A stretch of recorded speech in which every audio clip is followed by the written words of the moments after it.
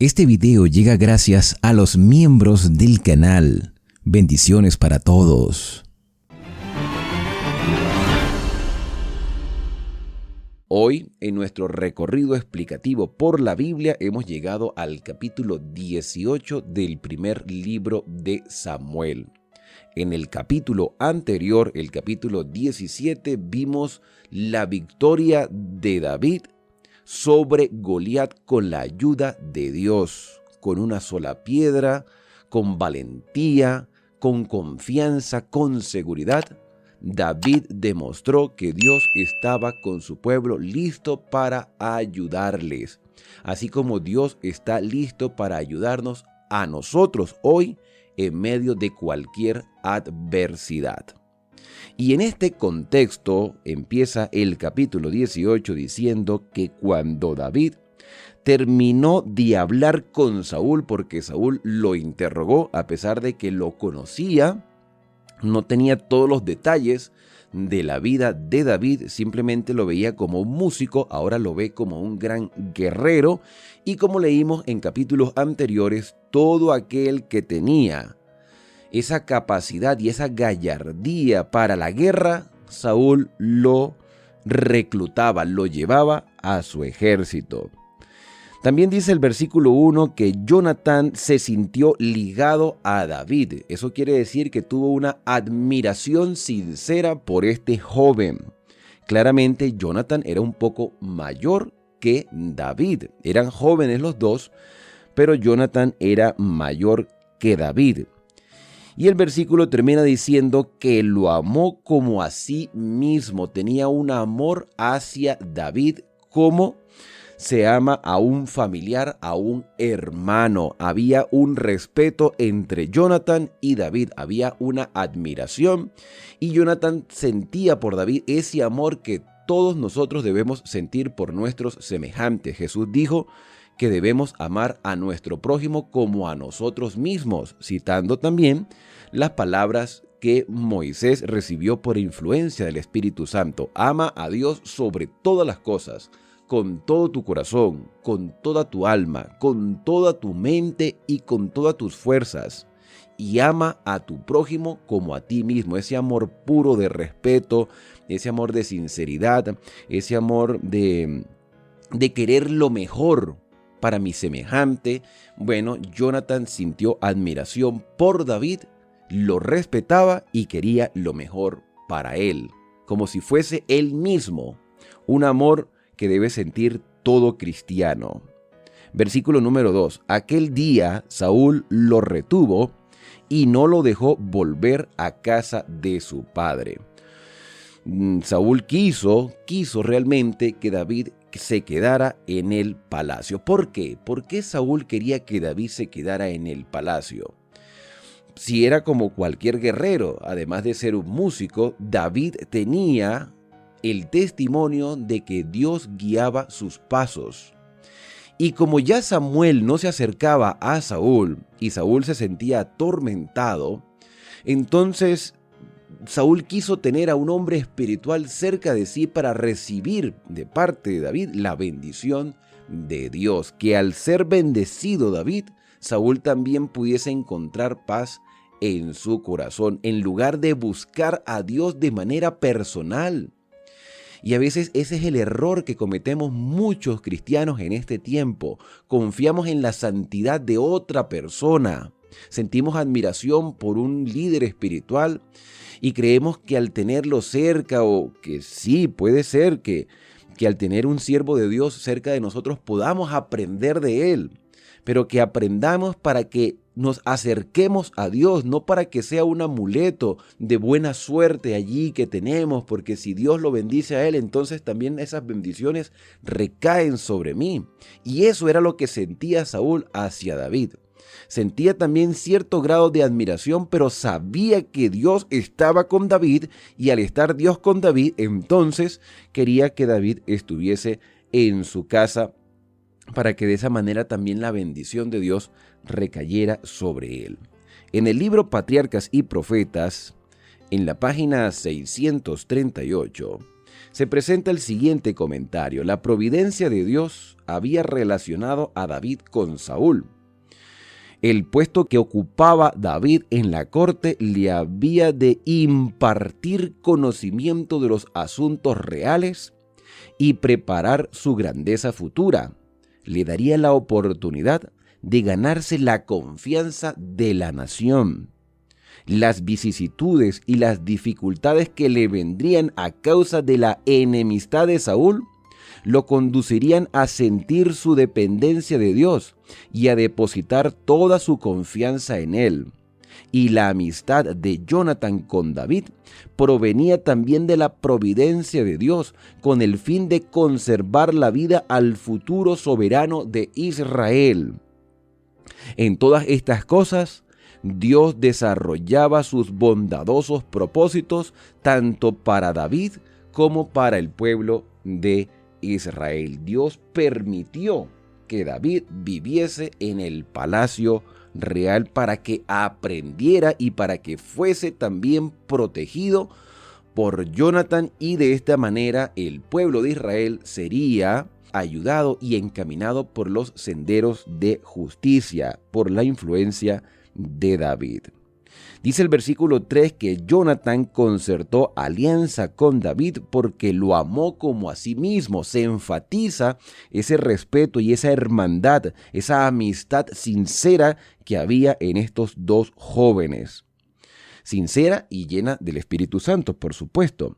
Y Jonatán se quitó la ropa que tenía sobre sí, o la capa que tenía sobre sí, y se la dio a David y otras ropas suyas, hasta le dio su espada, porque David venía de una familia humilde, tanto así que era pastor de ovejas, venía de una familia humilde, y David salía a donde quiera que Saúl lo enviaba. Aquí entonces el versículo 5 nos hace referencia a que fue pasando el tiempo y David, a donde quiera que Saúl lo enviaba, entonces David iba y se portaba con prudencia, se portaba con mucha prudencia. Qué característica tan importante. La prudencia implica saber callar, saber hablar en su momento indicado, saber actuar, respetar. También David en ningún momento se sintió orgulloso de sí mismo por el hecho de haber sido ungido y de haber vencido al gigante. En la actualidad David sería un influencer con muchos seguidores, pero David se portaba con mucha prudencia. Por tanto, Saúl lo nombró capitán de gente de guerra, y David era acepto a los ojos de todo el pueblo y de los siervos de Saúl. Le cayó en gracia a todas las personas. Por supuesto, aquí el tiempo va pasando, van pasando los días, van pasando las semanas, los meses. Dice el versículo 6, pareciera como un retroceso en la historia, pero no, la historia continúa, solo que se hace énfasis que cuando David había vuelto de matar al filisteo, habían salido las mujeres de todas las ciudades de Israel cantando con danzas, panderos, con alegría, con sonajas a recibir al rey Saúl. Y las mujeres danzaban y decían: Saúl hirió a sus miles y David a sus 10,000. Qué canción tan imprudente en ese momento. Se quiso tratar de honrar a los guerreros que venían de batalla, y como David había demostrado ser un guerrero tenaz y lleno del Espíritu de Dios, entonces estas mujeres quisieron congraciarse con el rey, con David, o hacer una crítica al rey quizá, porque dijeron: Saúl mató a sus miles y David a sus 10,000. Por supuesto, esto causó una reacción y Saúl se disgustó en gran manera. Ese dicho le desagradó, pues decía: a David le dieron 10,000 y a mí 1,000. No le falta más que el reino. Por supuesto que Saúl estaba mostrando su inmadurez. Una inmadurez, él debía alegrarse de las victorias de David. Pero en ningún momento, y recordemos que como él estaba atormentado por el hecho de que ya el reino no le iba a pertenecer a su familia, le pareció que esto era una amenaza para su trono. Continuando con el comentario del libro Patriarcas y Profetas, en la página 638 dice que el demonio de los celos perpetró en el corazón del rey. Se airó porque el canto de las mujeres de Israel ensalzaba más a David que a él mismo. En lugar de sojuzgar esos sentimientos envidiosos, puso de manifiesto la debilidad de su carácter. Exclamó: a David le dan 10,000 y a mí 1,000, solo le falta el reino. Uno de los mayores defectos del carácter de Saúl era su amor al favor popular y al ensalzamiento. Este rasgo había ejercido una influencia dominante sobre sus acciones y pensamientos. Todo llevaba la marca indeleble de su deseo de alabanza y ensalzamiento propio. Su norma de lo bueno y de lo malo era la norma baja del aplauso popular. Ningún hombre, y esto es para nosotros, ningún hombre está seguro cuando vive para agradar a los hombres y no busca primeramente la manera de obtener la aprobación de Dios. Saúl anhelaba ser el primero en la estima de los hombres, y cuando oyó esa canción de alabanza, se asentó en la mente del rey la convicción de que David conquistaría, ya había conquistado, pero en la mente de Saúl dice, bueno, va a conquistar el corazón del pueblo y reinará en mi lugar. Saúl abrió su corazón al espíritu de los celos, que envenenó su alma. No obstante, las lecciones que había recibido del profeta Samuel, en el sentido de que Dios lograría todo lo que decidiera y nadie podía estorbarlo, el rey manifestó claramente que no conocía en verdad los propósitos ni el poder de Dios. El monarca de Israel oponía su voluntad a la del infinito. Saúl no había aprendido que mientras gobernara el reino de Israel, primero debía regir su propio espíritu. Antes de gobernar a un pueblo, debía controlarse a él mismo, gobernarse a él mismo, tener dominio propio. Dice el versículo 9 que desde aquel día Saúl no miró con buenos ojos a David. Aquel joven que se había ganado su admiración, ahora se estaba ganando su odio. Pero no por culpa de él, porque según el capítulo, David se portaba prudentemente. Era por lo que le estaba rodeando, por la respuesta del pueblo ante la actitud de David y la actitud de Saúl. Y Saúl entonces empezó a odiarle desde aquel día. Versículo 10. Al día siguiente, un espíritu malo de parte de Dios, y esto ya lo hemos hablado, no era que el espíritu venía de parte de Dios, era Satanás que lo estaba atacando. Dios quería el bien para Saúl, pero esa era la percepción que había en este contexto, que todo venía de parte de Dios. Dice que Saúl deliraba en su casa, deliraba, se estaba volviendo loco, el hombre estaba totalmente desesperado y no buscaba a Dios con oración, sino que al contrario, se alejaba cada vez más de Dios. Entonces el versículo 10 sigue diciendo que mientras David tocaba el arpa como solía, Saúl, que tenía una lanza en su mano, se la arrojó pensando: clavaré a David en la pared. Mientras David quería el bienestar para Saúl, Saúl entonces se dejó dominar por esos espíritus de celos, de envidia, de orgullo, de ambición.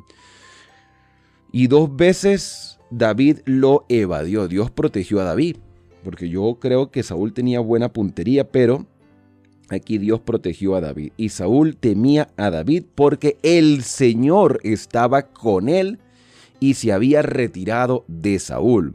Por eso Saúl apartó a David de su lado y lo nombró capitán de 1000. Y David salía y entraba al frente de sus tropas. Lo mandó a la guerra constante para ver si de repente, por algún motivo, le pasaba algo. No tenía Saúl buenas intenciones para con David. Y vuelve a repetir el versículo 14 que David se conducía con prudencia en todos los asuntos. Hay un énfasis en la manera como David se comportaba, con prudencia. Esta es una gran lección para nosotros, por lo tanto el Señor estaba con él. Y Saúl, al ver que David se portaba tan prudentemente, le tenía temor.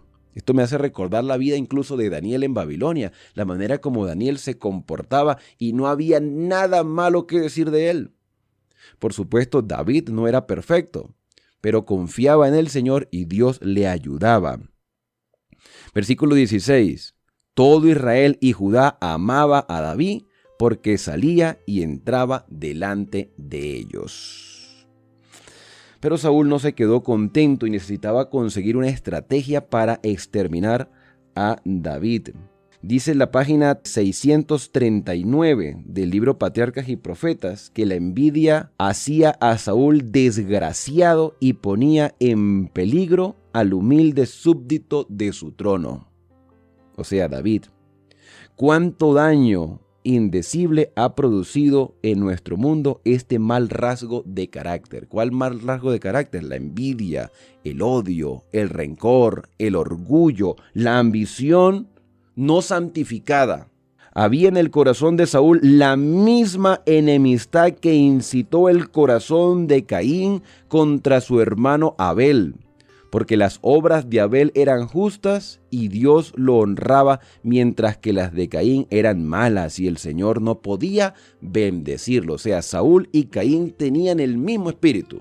Saúl manifestó el mismo espíritu de Caín. La envidia es hija del orgullo, y si se le abriga en el corazón, conducirá al odio. Y finalmente la venganza llevará hacia el homicidio. Satanás ponía de manifiesto su propio carácter al provocar la furia de Saúl contra aquel que jamás le había hecho daño. Tanto así que el rey vigilaba estrictamente a David, con la esperanza de descubrir alguna muestra de temeridad e indiscreción que le sirviera de excusa para hacerlo caer en desgracia. Le parecía imposible quedarse satisfecho mientras no pudiera quitar la vida al joven en forma tal que permitiera justificar ante la nación su acto ilícito. Vivía vigilando a David. Y para este tiempo que tú y yo estamos viviendo, en este tiempo del fin, la mirada también está puesta en el pueblo de Dios, en el remanente que guarda los mandamientos de Dios y tiene el testimonio de Jesús. Se busca algo en el cual la sociedad pueda justificarse para hablar mal de nosotros o enfrentarnos. Por eso es importante el testimonio. David nos da un ejemplo de buen testimonio, como el testimonio que dio Abel, como el testimonio que daría Daniel en el futuro, porque en este contexto Daniel todavía no había nacido, y como el testimonio que nos dejó Jesucristo a todos los seres humanos, porque Cristo es nuestro modelo a seguir. Si nos comportamos con prudencia, si nos comportamos con humildad, dependiendo del Señor en todo tiempo, claramente recibiremos ataques de Satanás, pero la protección de Dios nos acompañará. Debemos ser una luz al mundo. El apóstol Pablo dice que tú y yo somos un espectáculo al mundo, a los ángeles, a los hombres. La mirada está puesta en nosotros, la manera como respondemos ante las adversidades, la manera como manifestamos confianza en el Señor en medio de las tribulaciones, en medio de los conflictos, da testimonio de lo que hay en nuestro corazón. Si en algún momento nuestra fe tambalea, es cuando más necesitamos confiar en el Señor, para que el testimonio sea adecuado y otras personas puedan entender y ver que vale la pena seguir este camino. Y David se portaba prudentemente y Saúl buscaba algo para que él cayese en el error, pero David no consentía, se portaba prudentemente. Dice el versículo 17 de 1 Samuel 18 que un día Saúl dijo a David: te daré a Merat. Le hizo una promesa, pero es que eso ya le tocaba por derecho. Porque según leímos en el capítulo 17, Saúl había prometido dar su hija al que derrotara a Goliat. Quizás por el hecho de que David era un poco más joven, no era niño, pero era joven, quizás por eso no se le dio por esposa a la hija mayor de Saúl. Pero Claro, la Biblia tampoco dice qué edad tenía esta chica, pero era la hija mayor de Saúl. Sabemos que Jonathan era el mayor de todos de todos los hijos de Saúl. Pero Merat entonces se le prometió como esposa a David, con tal de que sea valiente y hagas la guerra del Señor. Tú quieres casarte con mi hija, yo te la voy a dar, pero anda y batalla, anda guerrea, anda enfréntate a los enemigos, cosa que debía hacer Saúl, no debía hacerla David solamente. Saúl pensaba, no será mi mano contra él, sino la mano de los filisteos.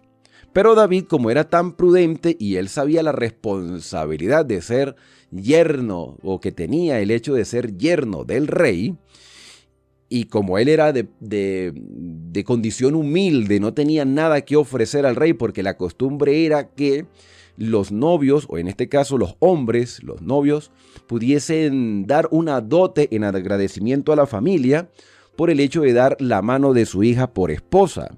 David respondió a Saúl, ¿quién soy yo? ¿Qué es mi vida o la familia de mi padre en Israel para que yo sea yerno del rey? Yo no tengo nada que ofrecer. Cuando llegó el tiempo en que Merat, hija de Saúl, se iba a dar a David, fue dada por esposa a Adriel.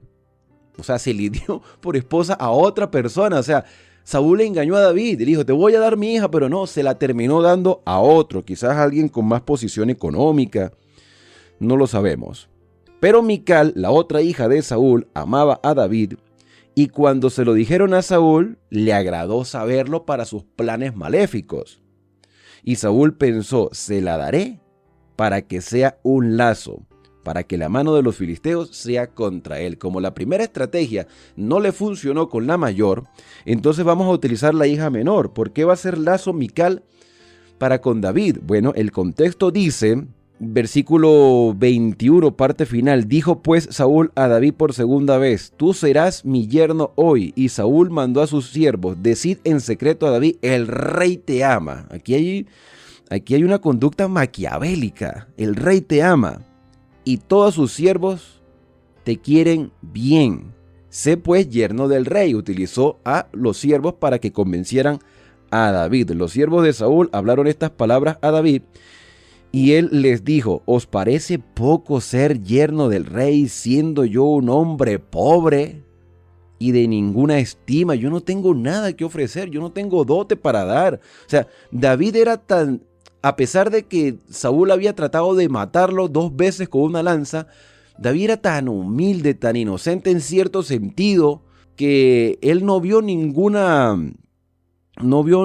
amenaza de parte de esto, sino que manifestaba el hecho de ser una persona pobre, de ser una persona sencilla, humilde, sin nada que ofrecer, y él consideraba en alta estima el trono a tal punto de decir, mira, yo no tengo nada exactamente que darle al rey. ¿Quién soy yo para ser yerno del rey? Los siervos de Saúl le dieron la respuesta de David y Saúl dijo, decid a David, el rey no quiere dote alguna, sino 100 prepucios de filisteos para tomar venganza de los enemigos del rey.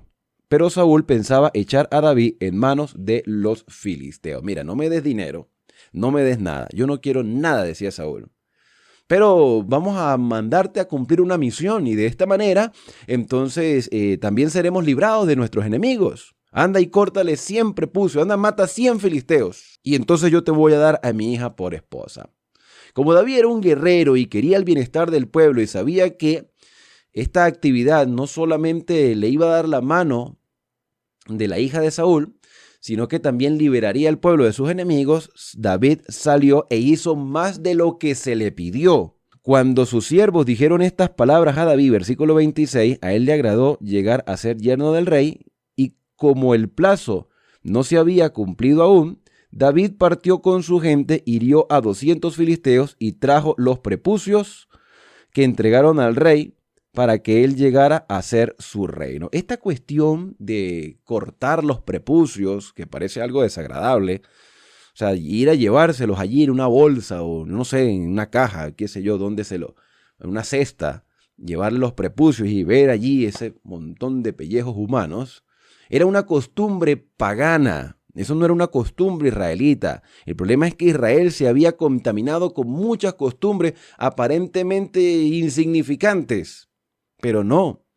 Esto realmente era una costumbre pagana. Se pueden ver en algunos estudios antiguos de las culturas antiguas, principalmente la egipcia, que esta es una manera de humillación, cortar los prepucios a los hombres diciendo nosotros somos más hombres que ustedes, nosotros los hemos derrotado, ustedes no tienen nada como demostrar su hombría. Israel había adaptado esta cultura y esto me llama la atención porque en la actualidad como iglesia, como pueblo de Dios, a veces adaptamos costumbres del mundo que aparentemente son inocentes, no tienen nada que ver con esto de estar cortando prepucios, pero tienen que ver con cosas, con pequeños detalles de la cultura, de la sociedad que se van introduciendo dentro de nuestra iglesia. Esta actividad de cortar los prepucios a los soldados caídos era una costumbre que se había adaptado, que se había aprendido de una cultura no acostumbrada a obedecer los mandamientos de Dios. Y claro, David, como era muy obediente a las órdenes, fue y no solamente trajo 100, sino que trajo 200 prepucios. David partió con su gente, hirió 200 filisteos y trajo sus prepucios que entregaron al rey. Aquí está lo que me pediste para que él llegara a ser su yerno. Y Saúl entonces no tenía nada ya que iba a alegar, ya no podía alegar nada. Saúl le dio a su hija Mical por esposa, pero al ver Saúl que el Señor estaba con David y que su hija Mical lo amaba, temió aún más a David y fue enemigo de David durante toda su vida. Qué triste la experiencia de Saúl, muy triste por su propia decisión. Cada vez que los príncipes filisteos salían en batalla, David tenía más éxito que todos los siervos de Saúl, por lo que su nombre llegó a ser muy estimado. Mis queridos amigos y hermanos, ¿quieres alcanzar el éxito en la vida en cualquier área? ¿Quieres ser una persona exitosa? Confía en Dios. Compórtate prudentemente y pon tus planes en las manos del Señor y Él hará lo mejor para nosotros. Nos dará lo mejor, nos dará el éxito. El éxito no quiere decir tener dinero, el éxito no quiere decir tener una influencia social. El éxito quiere decir que no importa la circunstancia, la protección de Dios guía nuestros pasos. Nos sentiremos seguros. Dios proveerá para nosotros lo necesario. Y las recompensas materiales son simplemente algo circunstancial que Dios también puede proveer, pero que no es lo principal. El éxito de David consistía en portarse prudentemente, en confiar en el Señor, en ser sabio y aprender a esperar los tiempos. Y esto lo vamos a estudiar más adelante, cómo David, a pesar de que se le había dado el reino por derecho, Dios se lo había dado a través de Samuel cuando lo ungió, David supo esperar el tiempo indicado para recibir de parte de Dios la corona, el trono y el liderazgo completo del pueblo de Israel. Tenemos que aprender a esperar y a confiar en el Señor y Él estará con nosotros todos los días de nuestra vida hasta el fin del mundo. Saúl es el ejemplo de lo que no se debe hacer. David es el ejemplo de lo que debemos aprender a hacer para que Dios siga guiando nuestros pasos. Y esto es, por supuesto, un mensaje que nos llena de esperanza. Vamos a orar. Querido Padre, muchas gracias por estas lecciones que nos brindas en este día. Gracias porque podemos confiar en ti y saber de que tú guías nuestros pasos.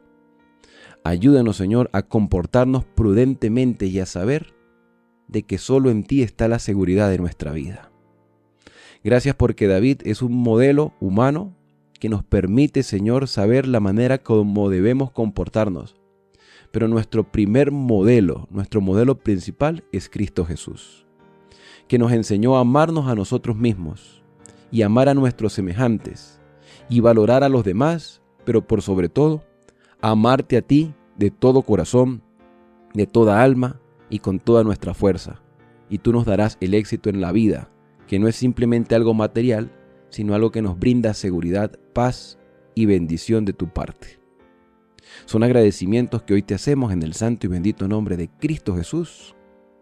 Amén.